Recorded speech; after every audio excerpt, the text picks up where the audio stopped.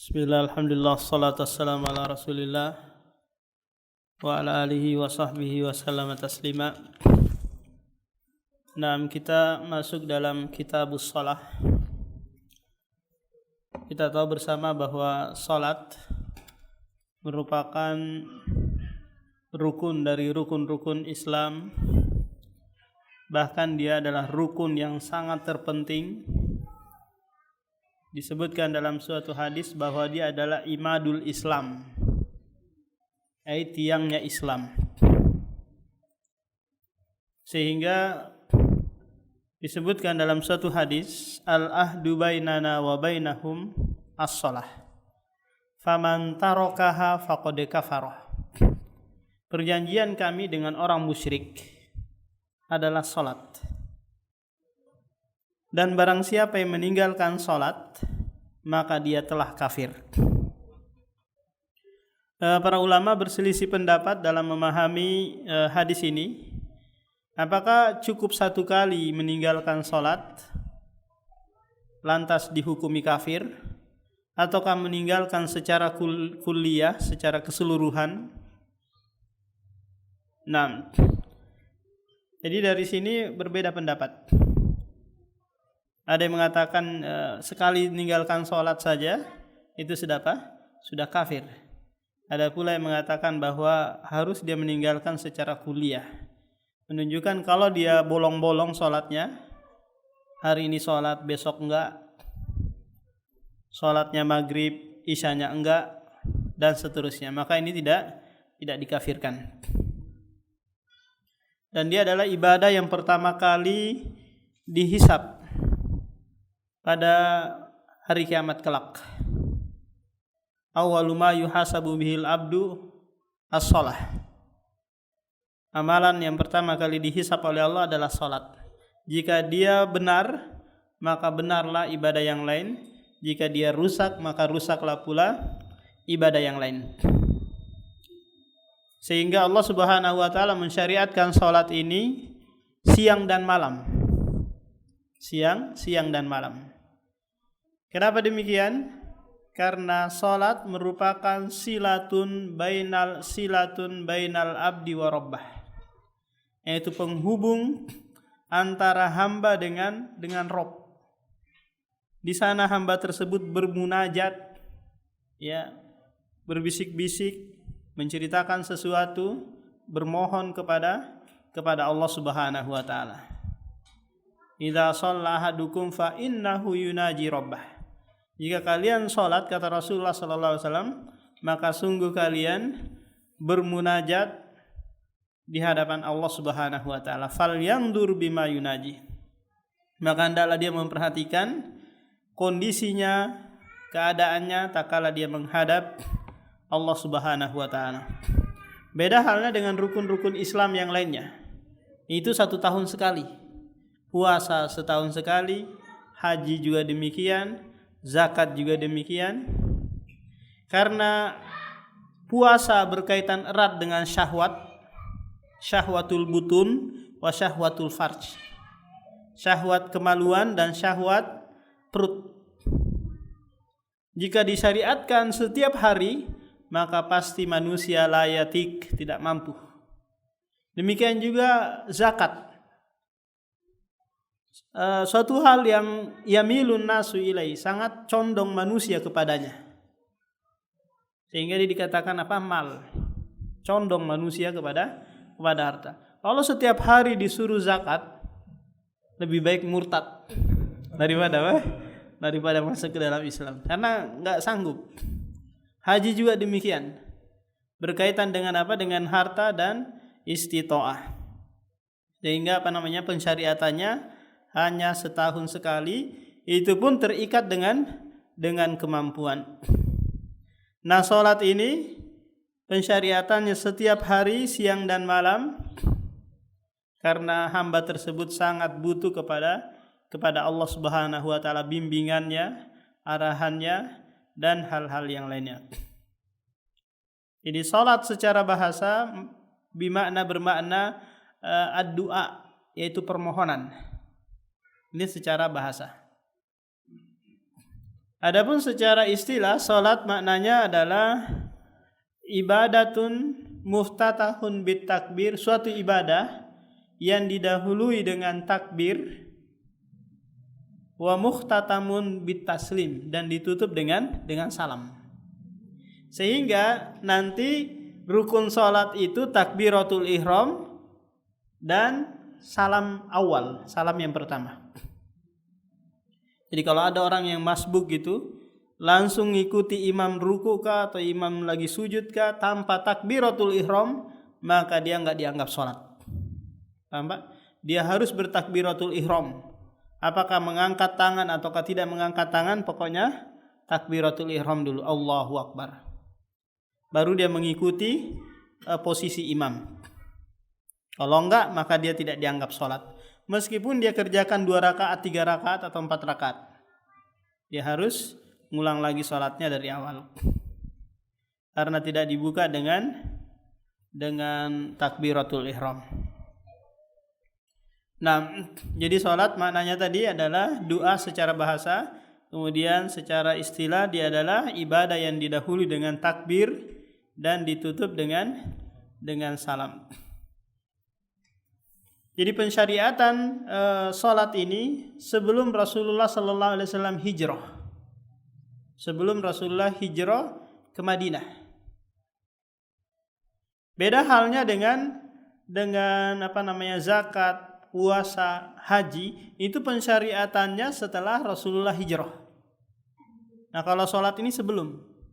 Sehingga nanti disebutkan oleh Aisyah bahwa dulu di saat Nabi sebelum hijrahnya, salat itu 2 rakaat. Isya 2 rakaat, subuh 2 rakaat, duhur 2 rakaat, asar 2 rakaat. Kecuali maghrib, ya 3 rakaat. Nah, tatkala Rasulullah hijrah ke Madinah, barulah ditambah menjadi apa? Menjadi 4 rubaiyah. Akan tetapi dalam posisi safar tetap 2 rakaat tersebut. Karena ini adalah sedekah dari Allah Subhanahu wa taala. Kata Imam Bukhari di sini, babu kaifa furidatis salatu fil Isra. Bab bagaimana caranya disyariatkan atau diwajibkan salat di saat Rasulullah Isra. Jadi Isra itu melakukan perjalanan dari Mekah menuju Palestina atau Baitul Maqdis. Kemudian Mi'raj itu dari Palestina menuju apa? Menuju Sidratul Muntaha. Jadi Isra dan Mi'raj. Disebutkan dalam surah Al-Isra, subhanalladzi asra bi 'abdihi lailam minal masjidil harami ila masjidil aqsa allati barakna haulah. Wa qala Ibnu Abbasin haddatsana Abu Sufyan fi hadisi Heraklah faqala ya'muruna yani an-nabiyya bis salati was-sidqi wal afafi. Nah, ini tatkala para sahabat yang hijrah ke Habasyah ditanya oleh Heraklah, maka mereka menjawab bahwasanya Nabi memerintahkan kami salat, berkata jujur dan afaf. Nah, kemudian di hadis berikutnya akan menyebutkan tentang apa? Tentang Isra dan Mi'raj Rasulullah untuk menerima perintah salat ini. Sangat agung karena perintah salat itu tanpa melalui malaikat Jibril. Langsung Rasulullah terima dari Allah. Hanya saja nanti para ulama berselisih apakah Muhammad ini melihat langsung Robnya ataukah hanya sekedar cahaya. Maka yang benar bahwa yang dilihat adalah cahaya. Karena memang manusia tidak diberikan kesempatan untuk melihat Allah Subhanahu wa taala di alam dunia ini. Ketika Ibrahim meminta untuk diperlihatkan juga enggak bisa. Ketika Musa alaihi salam juga minta tapi tidak diijabah oleh Allah Subhanahu wa taala. Qala al-Imamul Bukhari haddatsana Yahya bin Bukairin qala haddatsana Al-Laits bin Sa'din an Yunus an Ibni Shihab an Anasi ibni Malik qala kana Abu Dzarrin yuhaddisu, Abu Dzar Al-Ghifari yuhaddisu menceritakan bahwasanya Rasulullah furijah. Nah, tak kala kita mendengar hadis Rasulullah tentang Isra dan Mi'raj, maka kata Mi'raj di situ pasti bentuknya fi'il majhul. Fi'il majhul ini tidak diketahui pelakunya. Kalau dalam bahasa Arab seperti dipukul, dimakan, dilihat, didengar, ini nggak kelihatan pelakunya siapa. Paham? Sehingga nanti para ulama berselisih apakah Rasulullah ini takala dia Isra dan Mi'raj itu menggunakan apa istilahnya buruk ya? Pernah dengar buruk? Iya, buruk. Menggunakan burokkah ataukah dengan tangga? Paham? Ibnu Katsir rahimahullah menguatkan dalam Bidayatun Nihayah bahwa Rasulullah ini enggak naik buruk, tapi menggunakan tangga. Sebagaimana yang dipahami sebagian orang katanya bahwa Rasulullah naik menggunakan kendaraan buruk tersebut. Nah, Ibnu Katsir menguatkan hal ini, yaitu apa? Menaik tangga, karena lafadznya adalah urijah. Dia diangkat, dinaikkan ke atas. Jadi urija. Kalau furija di sini apa? Dibuka maknanya. Furija an sakfi baiti. Di situ sakfi diterjemahkan apa? Atap ya. Atap rumahku dibuka. Siapa yang buka? Apakah Jibril alaihissalam atau yang lainnya?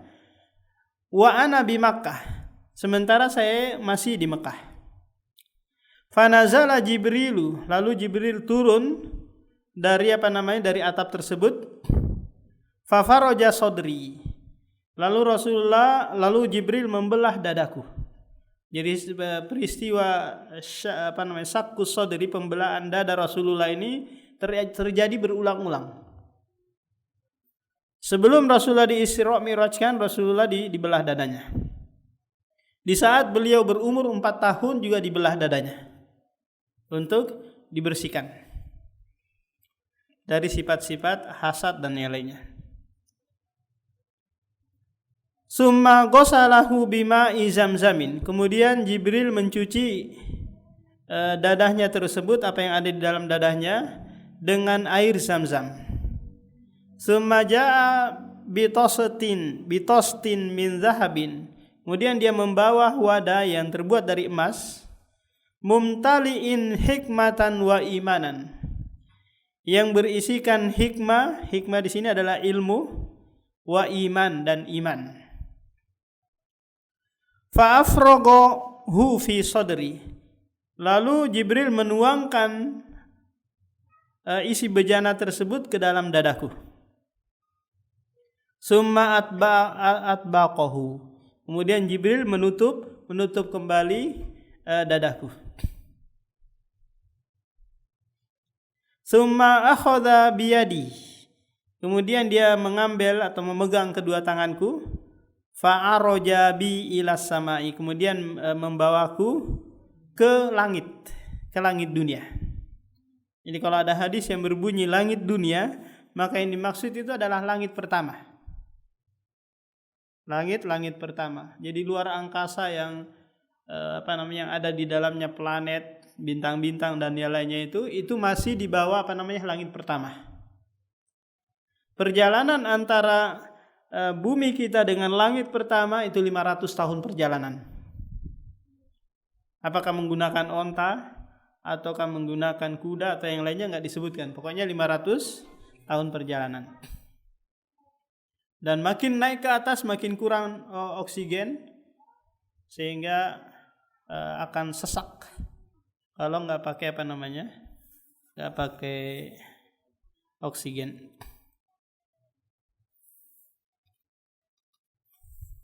Falamma ji'tu ila sama'id dunya. Tak kala aku sampai ke langit dunia, langit yang pertama. Qala Jibrilu li khazinis samai. Jibril berkata kepada penjaga langit pertama, iftah, buka. Berarti langit ini adalah syai'un mahsus, sesuatu yang bisa diraba. Paham Pak? Bukan sesuatu yang tidak bisa disentuh gitu. Sebagaimana kalau kita naik-naik terus nggak ada nih, yang ada hanyalah angin. Gumpalan angin apa di hawa di situ ada apa namanya awan. Jadi dia adalah syai'un mahsus. Sesuatu yang bisa dirasa atau diraba. Qala, kemudian malaikat penjaga langit tersebut bertanya, man hadha? Siapa ini? Qala hadha Jibril. Ini adalah Jibril. Qala hal ma'aka ahadun? Apakah ada seorang bersamamu? Qala na'am. Jibril berkata, iya. Ma'i Muhammadun. Bersamaku Muhammad. Faqala ursila ilaihi. Apakah dia diutus kepada kaumnya ataukah diangkat menjadi rasul? Qala na'am. Falamma fataha. Takala kami dibukakan pintu, lalu kami naik lagi ke langit dunia berikutnya. Tapi di sini nanti enggak disebutkan langit pertama, langit kedua, langit ketiga, langit keempat sampai langit ketujuh.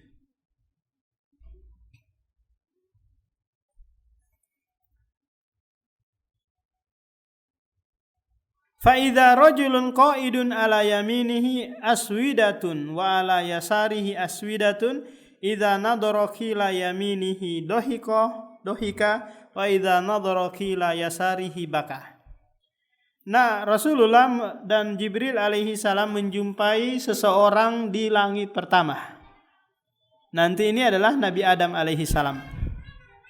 Yang mana Nabi Adam ini di sisi kanannya dan di sisi kirinya ada aswidah. Aswidah ini adalah kumpulan-kumpulan ruh anak Adam alaihi salam. Jadi terbagi menjadi dua. Ada aswidatun yamin, kanan, sebelah kanan. Ada aswidatun yasar. Nah, ketika Nabi Adam melihat ke kumpulan sebelah kanan, dohika, dia tertawa. Kenapa? Karena ini adalah penduduk surga. Apabila dia melihat ke kelompok kiri, maka dia menangis karena ini adalah penduduk neraka.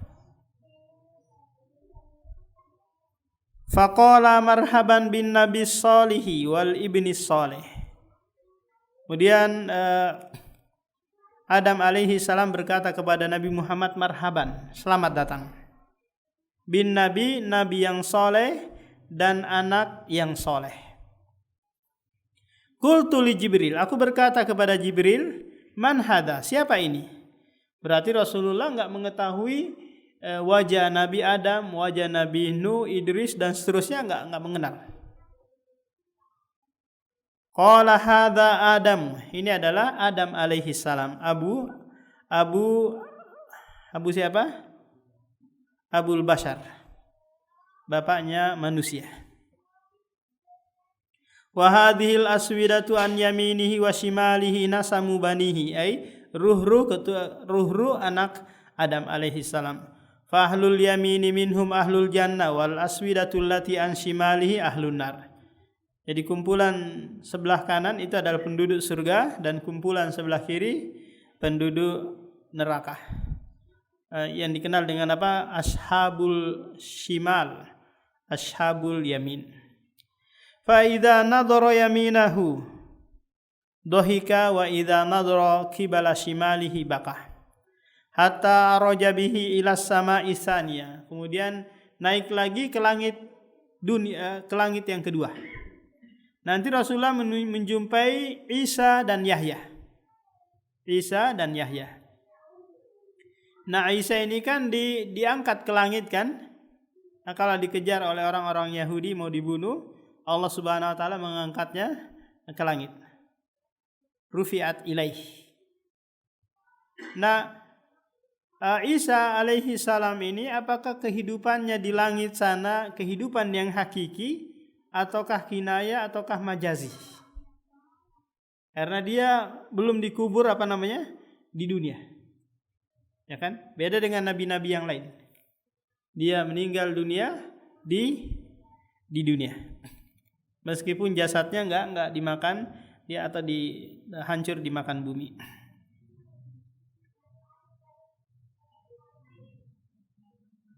Jadi ketemunya di langit kedua siapa tadi? Isa dan Yahya alaihissalam. Faqala li khaziniha iftah. Lalu Jibril berkata lagi kepada malaikat penjaga langit kedua, iftah, buka. Faqala lahu khazinuha mislama yaqala al-awwal.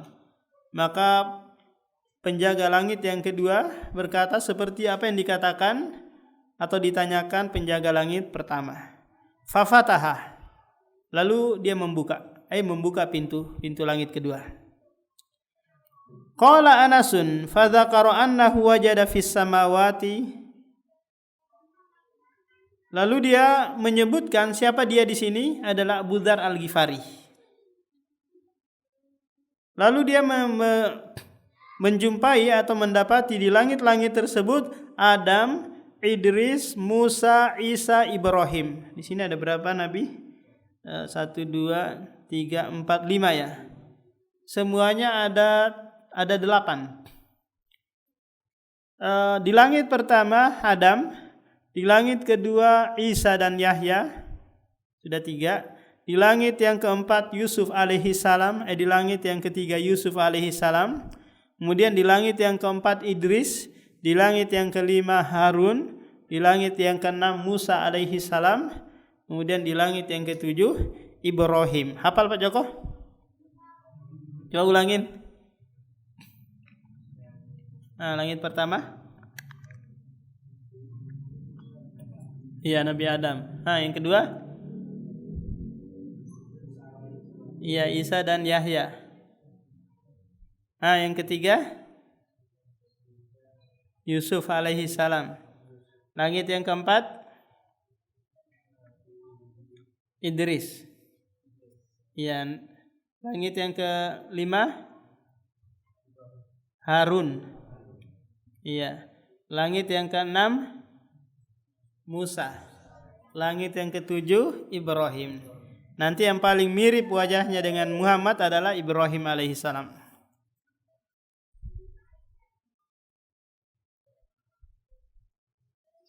Mana lagi tadi itu panjang betul sini. Enggak, ini di sini nih. Oh, salawatullahi alaihim. Semoga salawat Allah tercurahkan atas mereka ini, para nabi ini. Walam yusbit kaifa manaziluhum. Dan di hadis Abu Dzar kata Anas tidak disebutkan manazil. Manazil itu di langit mana saja mereka ini. Cuma disebutkan secara global gitu. Musa, Isa, Ibrahim, Adam dan Idris. Ghairu annahu, hanya saja dzakara annahu wajada Adama fis sama'id dunya. Dia menyebutkan bahwa Rasulullah menjumpai Adam di langit pertama atau langit dunia. Wa Ibrahim fis sama'is sadis. Dan Ibrahim di langit yang keenam. Hah? Di situ 7. Oh, di sini saya sadis ya. Hah? Di situ terjemahan Arabnya apa, Pak?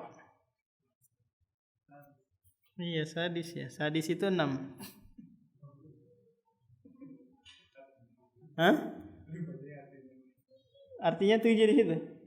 7. Iya, enggak apa-apa. Qala Anasun falamma marra Jibril bin Nabi bi Idris. Takala Jibril melewati Nabi Idris alaihi salam, qala marhaban bin Nabi Saleh wal akhi Saleh. Selamat datang Nabi yang soleh dan saudara yang soleh. Qultu man hadha? Rasulullah bertanya kepada Jibril, siapa ini? Qala hadha Idrisu. Ini adalah Idris alaihi salam. Summa maratu bi Musa faqala marhaban bin Nabi Saleh wal akhi Saleh. Qultu man hadha? Qala hadha Musa. Ini Musa. Summa marartu bi Isa faqala marhaban bil akhi Saleh wan Nabi Saleh. Qultu man hadha? qala hadza Isa thumma marartu bi Ibrahim faqala marhaban bin nabi saleh wal ibni saleh qultu man hadza qala hadza Ibrahim. Jadi di sini kalau menyesuaikan urutannya 1 2 3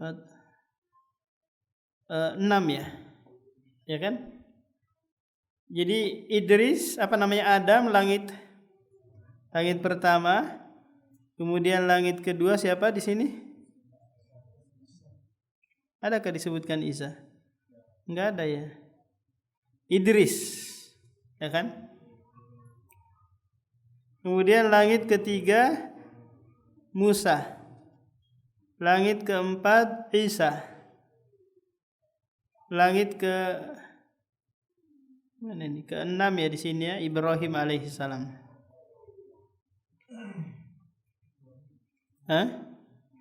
Ibrahim. Qala Ibnu Syihabin, jadi dalam periwayatan hadis seperti ini, kadang mereka meriwayatkan bil makna. Bil makna itu bukan dengan lafadz, sesuai yang dia hafal. Jadi kadang seorang perawi hadis dibolehkan riwayat bil makna, meriwayatkan dengan makna. Kadang enggak sesuai dengan urutan, pokoknya dia meriwayatkan hal tersebut. Meskipun dia sikoh. Sehingga perlu bagi ahlul hadis untuk al-jam'ut turq, menggabungkan jalan-jalan hadis tersebut untuk memberikan kesimpulan bagi kita. Qala Ibnu Syihab fa akhbarani Ibnu Hazmin anna Ibnu Abbas wa Aba Hayyat al-Ansari kana yaqulani qala an-nabiyyu summa urijabi hatta dhahartu li mustawa asma'u fihi sarifa al-qalami. Jadi ada 3 orang yang meriwayatkan dari Ibnu Abbas. Ada juga yang meriwayatkan dari Anas bin Malik, yaitu perkataan Nabi SAW, urijabi, aku diangkat ke langit, hatta dhahartu, hingga aku sampai ke tingkatan mustawa, ya tingkatan yang aku mendengar goresan pena, kolam. Jadi di atas langit ke-7 ini. Qala Ibnu Hazmin wa Anas Ibnu Malik qala an-nabiyyu fa faradallahu azza wa jalla ala ummati 50 salatan. Lantas Allah Subhanahu wa taala mewajibkan atas umatku 50 salat. Faraja'tu bidzalik. Lalu aku kembali membawa perintah tersebut. Hatta marartu ala Musa, hingga aku menjumpai Musa alaihi salam. Faqala ma faradallahu lak, apa yang Allah wajibkan kepadamu untuk umatmu? Qultu farada 50 shalah, Allah mewajibkan 50 salat. Qala farji ila rabbik, kembali kamu kepada Rabbmu lagi.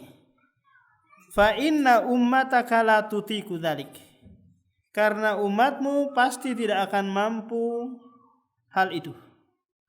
Kira-kira dari mana Musa alaihi salam tahu ini? Kira-kira dari mana Pak Musa tahu ini? Berdasarkan pengalaman Bani Israel yang banyak ngeyelnya, ya kan? Banyak ngeyelnya, merasa berat terus berperintah. Nah ini. Jadi Musa alaihi salam bersuudzon kepada umat Nabi Muhammad, mereka tidak bisa melaksanakannya, minta lagi keringanan. Faraja'ani, lalu aku kembali menjumpai Allah Subhanahu wa taala, fada'a syatraha, lalu dia memotong menjadi setengahnya. Berapa jadinya? 50 dipotong setengah, 25. Faraja'tu ila Musa, lalu aku kembali lagi menjumpai Musa alaihi salam di langit yang ke-6. Qultu wada'a syatraha, aku sampaikan kepada Nabi Musa bahwa sudah dipotong, didiskon 50%. Faqala roji rabbak, kembali lagi, jumpai lagi Rabbmu. Fa inna ummataka la tutiku, karena umatmu enggak sanggup mengerjakan 25 salat tersebut. Faroja'tu fawadha'a syatraha. Lalu dipotong lagi, didiskon lagi jadi 50%. Berapa kira-kira itu? 25 dipotong dibagi setengah lagi. Iya, 12,5. Faraja'tu ilaihi. Lalu aku kembali lagi menjumpai Nabi Musa dan mengatakan bahwa sudah dipotong lagi setengah. Faqala irji ila rabbi, kembali lagi kepada Rabbmu. Ini terus yang diucapkan Nabi Musa alaihi salam, fa inna ummataka la tutiku dzalik. Karena umatmu pasti enggak sanggup melakukannya. Faraja'tu faqala hiya khamsun wa hiya khamsuna, sehingga dipotong menjadi 5 yang tadinya apa? 50. Berapa persen ini Pak? Jadinya 10% ya. Ya, dari 50 menjadi 5. La yubaddulul qawlu ladayya. Kemudian Allah berfirman, tidak bisa lagi dirubah keputusan yang ada di sisiku. Ya, enggak bisa sudah. Enggak ada lagi tawar-menawar. 5 ini sudah istilahnya final. Tidak ada lagi tidak ada lagi harga mati ya. Tidak ada lagi tawar-menawar. Faraja'tu ila Musa. Lalu aku menjumpai lagi Nabi Musa. Faqala raji' rabbak. Kembali lagi jumpai lagi Rabbmu. Faqultu istahyaitu. Lalu aku katakan kepada Musa, aku malu. Minta tawar-tawar terus. Istahyaitu min rabbi. Aku malu kepada Rabbku. Tsumman talaqa bi hatta intaha bihi ila sidratil muntaha. Kemudian aku turun melakukan perjalanan lagi hingga sampai ke Sidratul Muntaha. Wa ghasyiha alwanun, di situ ada permadani ya diterjemahkan ya. Ghasyiyah itu tertutupi. Sidratul Muntaha tersebut dengan alwan, warna-warni. La adri ma hiya, aku tidak mengetahui apa ini. Apa warna-warna tersebut? Summa udkhiltul jannah. Kemudian aku dimasukkan ke dalam surga untuk diperlihatkan kondisi dan keadaan penduduk surga. Jadi Allah sudah menyiapkan nih penduduk surga sebagai bukti nyata orang-orang yang merasakan kenikmatan di dalam surga. Fa'idha fiha jabayilu al-lu'lu'i. Ternyata kata Muhammad sallallahu alaihi wasallam, di dalam surga tersebut banyak kuba-kuba yang terbuat dari mutiara. Wa idza turabuha al-misku, dan tanahnya itu adalah minyak misk, minyak wangi. Ini sebagian kondisi atau keadaan yang ada di dalam surga. Qala al-Imamul Bukhari haddatsana Abdullah bin Yusuf qala akhbarana Malikun ibnu Anas an Salihin ibni Kaisan an Urwata bin Zubair an Aisyata ummil mu'minin qalat faradallahu sholata hina faradaha raka'ataini fil hadari was safari fa ukirrat sholatus safari wa zida fi sholatil hadari. Jadi peristiwa Isra dan Mi'raj adalah bentuk hiburan Allah Subhanahu wa taala kepada Nabi Muhammad. Kenapa demikian? Karena Nabi Muhammad sedang mengalami kesedihan yang sangat mendalam.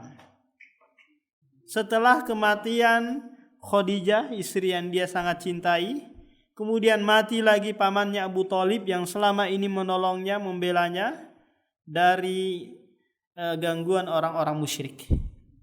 Nah, Rasulullah SAW dihibur dengan apa? Dengan Isra dan Mi'raj. Istilahnya apa? Rihla ya. Rihla ke langit. Ya, kalau mau rihla ke Mars sana ya, atau ke bulan. Untuk apa? Untuk melihat langsung, istilahnya apa? Ainul yakin. Untuk sampai kepada ainul yakin, yaitu melihat langsung. Karena kondisinya berbeda dengan orang yang hanya ilmul yakin. Ilmul yakin, ainul yakin, kemudian hakul yakin. Jadi kalau hanya sekedar mengilmui, itu apa? Kurang. Tapi kalau melihat langsung, ini akan melahirkan nanti hakul yakin. Sehingga Rasulullah sering berucap kepada sahabatnya, "Lau ta'lamuna ma a'lamu ladahiktum qalila wa labakaitum katsira." Seandainya kalian mengetahui sebagaimana apa yang aku ketahui, niscaya kalian akan banyak menangisnya dan sedikit tertawanya. Nah, Aisyah radhiyallahu an menjelaskan kepada kita bahwa awal mula pensyariatan salat itu hanya 2 rakaat. Di saat mukim maupun di saat safar. Nah, tatkala Rasulullah sallallahu alaihi wasallam hijrah ke Madinah, maka zida fi salatil hadari. Ditambah menjadi apa? Rubai, 4 duhur 4 rakaat, asar 4 rakaat, isya 4 rakaat. Dan ditetapkan di 2 rakaat itu di saat safar. Tatkala turun ayat dalam surah An-Nisa yang bunyinya la junaha alaikum an taksuru minas salati in khiftum alla yaftinakumul kafirun. Tidak ada dosa bagi kalian jika kalian melakukan perjalanan di bumi untuk mengqasar salat, jika kalian takut diganggu oleh orang musyrik atau orang kafir. Maka Umar bin Khattab memahami ayat ini bahwa ketika keadaan aman, maka tidak ada lagi pensyariatan qasar. Pensyariatan apa? Salat qasar.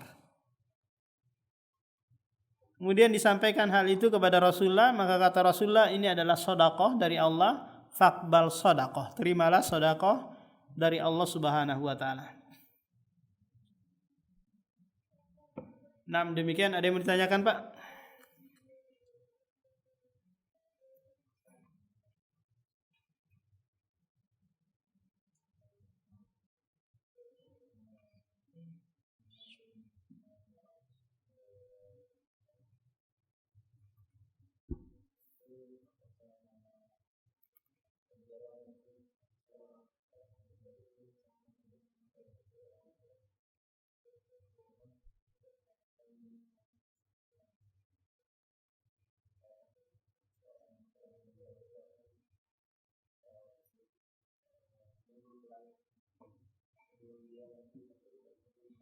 Iya. Jadi ruh akala dicabut oleh malakul maut, ini dibawa oleh malaikat ke langit pertama, langit kedua, hingga menjumpai Allah Subhanahu wa taala. Makanya untuk segera ruh itu dikembalikan ke jasad, maka si jasad ini cepat-cepat diurusin. Cepat-cepat dimandiin, dikafanin, disolatin, gak usah nunggu saudaranya dari Papua, bapaknya dari Saudi, gak usah, langsung segera mungkin diurus agar ruhnya ini cepat dibalikin oleh Allah Subhanahu wa taala melalui malaikat, disatukan lagi kembali bersamaan dimasukkan ke dalam liang lahat. Nah, seperti itu. Cuma malaikatnya nanti yang beda yang membawa, bukan Jibril.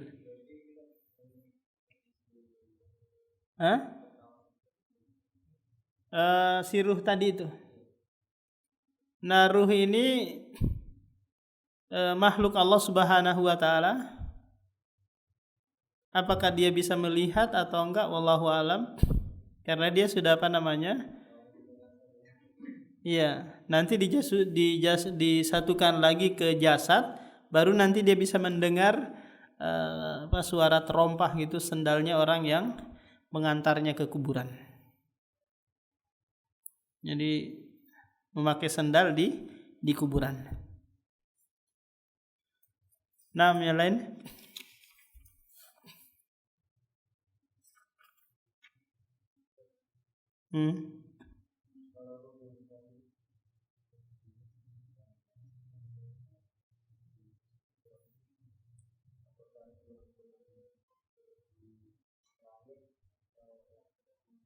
Iya. Nah, itu tidak dijelaskan di syarah-syarah hadis bahwa apakah ruh yang belum diciptakan jasadnya ataukah sudah ada jasadnya di bumi? Karena memang Allah Subhanahu wa taala pernah mengumpulkan ruh-ruh manusia yang akan hidup di dunia ini, dikumpulkan dalam satu tempat gitu, kemudian Allah berkata kepada mereka, alastum birabbikum? Qalu bala. Bukankah aku ini adalah Rabb kalian? Maka mereka semua sepakat menjawab, iya, kami mengakui, syahidina. Nah, adapun yang di samping Nabi Adam ini di kiri dan kanannya, apakah seluruh ruh manusia yang ada? Lantas korelasinya bagaimana dengan ruh-ruh yang ada di dunia ini yang bergentayangan di dunia ini? Nama Allahu alam, ini perkara gaib. Nah, demikian subhanakallah bihamdik, syada la ilaha illa anta astaghfiruka wa atubu ilaik.